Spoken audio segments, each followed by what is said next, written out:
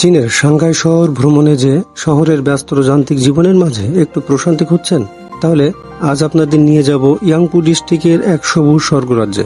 Shanghai মানে কি শুধু আকাশচুম্বী অট্টালিকার ব্যস্ত রাস্তা? একদমই নয়।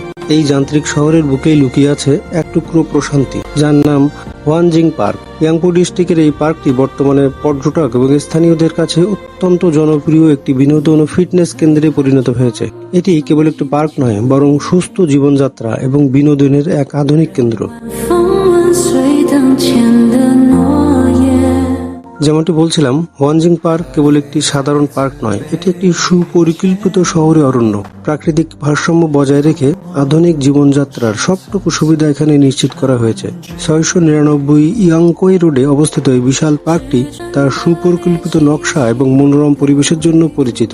এখানে রয়েছে একটি বিশাল হ্রদ, যা পার্কের সৌন্দর্যকে বহুগুণ বাড়িয়ে দিয়েছে। পার্কের মাঝখানে থাকা এই বিশাল হ্রদটির চারিপাশ দিয়ে সুন্দর হাঁটার পথ। সকাল বা বিকালের স্নিগ্ধ বাতাসে দৌড়ানো বা হাঁটার জন্য এটি একটি সেরা জায়গা।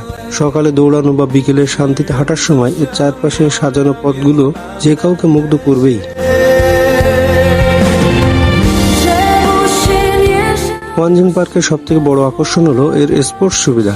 এখানে রয়েছে এশিয়ার বৃহত্তম গলফ প্র্যাকটিস ক্লাব।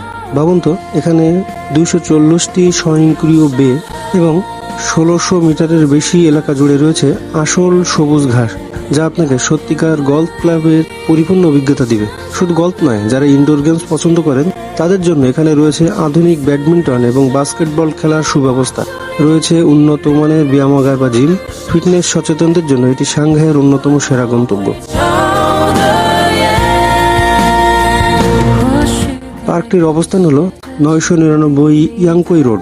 সাংহাই পরিবহন ব্যবস্থা অত্যন্ত উন্নত হয়, এখানে পৌঁছানো খুবই সহজ। সাংহাই মেট্রো লাইন 8 ব্যবহার করে সরাসরি ইয়াংজিং পার্ক স্টেশনে নামলেই পার্কের প্রবেশদ্বারটি দেখতে পাবেন। আর আপনি যদি পর্যটক হিসেবে এখানে কয়েকদিন থাকতে চান, তবে পার্কের ঠিক পাশেই আছে বেজ লাইট সার্ভিস অ্যাপার্টমেন্টের মতো সাশ্রয়ী ও উন্নত আবাসন সুবিধা, যা আপনার ভ্রমণকে আরো আরামদায়ক করে তুলবে। ইয়াংপু ডিস্ট্রিক্টের এই ওয়ানজিং পার্ক মূলত আধুনিক চীনের অন্যতম প্রধান প্রভাবশালী বিপ্লবী নেতা ওয়াংজিং এর স্মরণে নামকরণ করা হয়েছে। ওয়ানজিং ছিলেন একজন চীনা বিপ্লবী নেতা, সামরিক কমান্ডার এবং চীন প্রজাতন্ত্রের অন্যতম প্রতিষ্ঠাতা। তাকে সানিয়া সেনের পর বিপ্লবের দ্বিতীয় গুরুত্বপূর্ণ ব্যক্তি হিসেবে গণ্য করা হয়, তাই তাদেরকে প্রায় একত্রে সানহুয়াং বলা হতো। তিনি 1904 সালের ওয়াংচি হুই নামক একটি বিপ্লবী দল গঠন করেন এবং পরে সানিয়া সেনের সাথে মিলে টংমেং হুই নামক দল প্রতিষ্ঠা করেন, যা কিং রাজবংশের পতনে মূল ভূমিকা পালন করেছিল। 1911 সালের উচাং বিদ্রোহের সময় তিনি বিপ্লবী বাহিনীর প্রধান সেনাপতি হিসেবে দায়িত্ব পালন করেন। এটি ছিল 2000 বছরের রাজতান্ত্রিক শাসনের অবসানের সূচনা। 1912 সালে চীন প্রজাতন্ত্র প্রতিষ্ঠিত হলে তিনি অস্থায়ী সরকারের প্রথম সেনাবাহিনী প্রধান নিযুক্ত হন। ওয়াংজিং তার সাহস এবং যুদ্ধের সরাসরি ফ্রন্ট লাইনে লড়াই করার জন্য পরিচিত ছিলেন। একাধিক যুদ্ধে আঙ্গুল হারানোর জন্য অনেক সময় তাকে 8 আঙ্গুলের জেনারেল বা 8 ফিঙ্গার জেনারেল বলা হতো।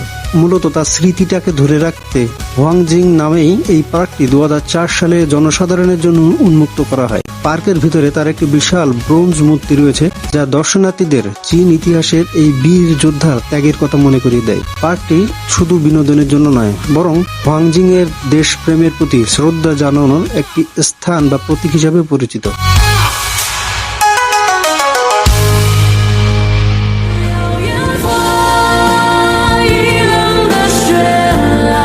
সবুজে ঘেরা প্রকৃতি আর আধুনিক খেলা সুবিধার এক দারুণ সমন্বয় হলো এই ওয়ানজিং পার্ক। আপনি যদি প্রকৃতির মাঝে বসে একটু স্বস্তির নিঃশ্বাস ফেলতে চান কিংবা খেলাধুলার মাধ্যমে নিজেকে চনমনে রাখতে চান, তাহলে সাংহাই ভ্রমণে ওয়ানজিং পার্ক অবশ্যই আপনার তালিকায় রাখা উচিত। সাংহাইতে থাকলে এই জায়গাটি কোনোভাবে মিস করবেন না।